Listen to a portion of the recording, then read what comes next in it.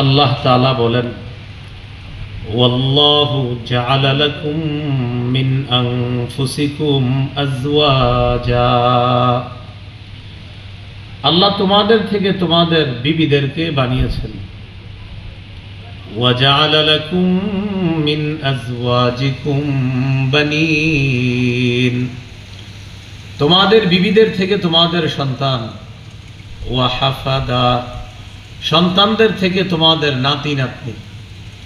ছেলের ঘরের সন্তান হলে দাদা দাদি হবেন, মেয়ের ঘরের সন্তান হলে নানা নানি হবেন।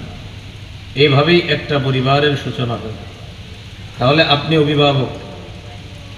অভিভাবক হিসাবে স্ত্রী সন্তান তাদেরকে জাহান্নাম থেকে রক্ষা করার দায়িত্ব আপনাকে নিতে হবে। চেষ্টা করতে হবে কিভাবে তাদেরকে জান্নাতের পথ দেখানো যায়, জাহান্নাম থেকে বাঁচানো যায়।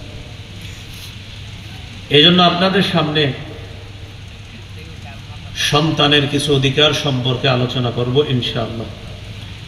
ছোটবেলা থেকে সন্তানকে যদি তার অধিকারগুলা পূরণ করে আপনি বড় করতে পারেন, এই সন্তান পরবর্তীতে আপনার অধিকারগুলা যথাযথভাবে রক্ষা করবে।